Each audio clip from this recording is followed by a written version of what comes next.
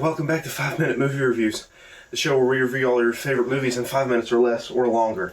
So, guys, you need to stay inside today, okay? Not just because of COVID, which you should be doing anyway, but because it's literally 75 degrees out. Yeah, I'm bundled up, not because of the temperature, but because of the movie I'm talking about today, which is The Lodge. It is a thriller, horror, psychological, all kinds of stuff, really disturbing movie that came out. It was actually filmed in 2019 and premiered in film festivals that year, but then got moved to 2020, had a limited theatrical release in February, and is on Hulu now if you want to check it out. Just go on Hulu and check it out if you have a Hulu account. I highly recommend it. I'll go ahead and say that. This is one of the most psychologically affecting and disturbing movies that I have ever seen in my entire life. That is no exaggeration. I mean it. Very emotionally affecting and impactful. Go into that with that mindset. If you want to kind of gauge what this movie reminds you of, maybe what the filmmakers are influenced by, then check out some of Ari Aster's movies. He made Hereditary and Midsommar.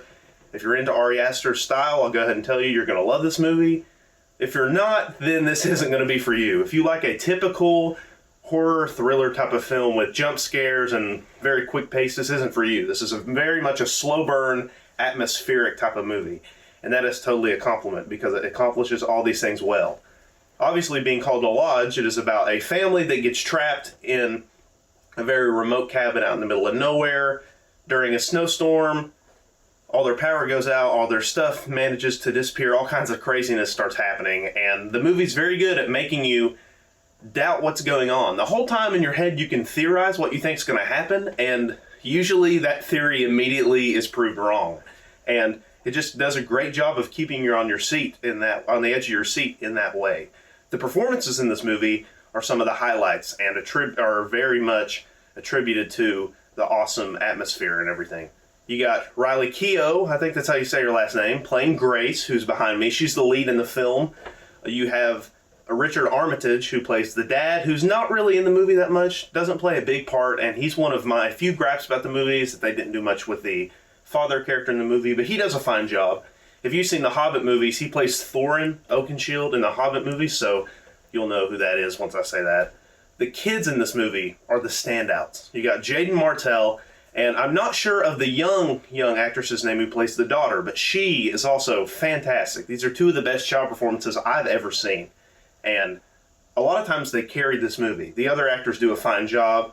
Alicia Silverstone is in this movie, but not as long as you'd expect, and there's a scene with her that will stop your heart while you're watching it. It's pretty insane. So overall, there's not a ton to say about this movie because I feel like everything that's already been said about this movie that I've said, basically I don't want to give you any more than that. I want you to go into this movie with an open mind, not knowing a ton, knowing that it's going to affect you in a lot of ways. Be in the right headspace for this movie for sure. This isn't a feel-good movie.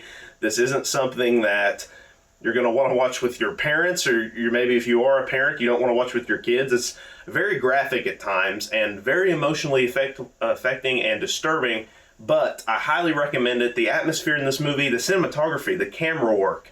The camera work in this movie almost feels like its own character. The way shots are just framed and set up creates such a disturbing atmosphere. Something cannot at all really of substance be happening, but the way it's shot and the way it's framed can just absolutely make you feel unsettled by the smallest thing. They could be sitting having dinner and it can be unsettling. I highly recommend this movie. Can't recommend it enough. I'm going to be giving it a 9.5 out of 10.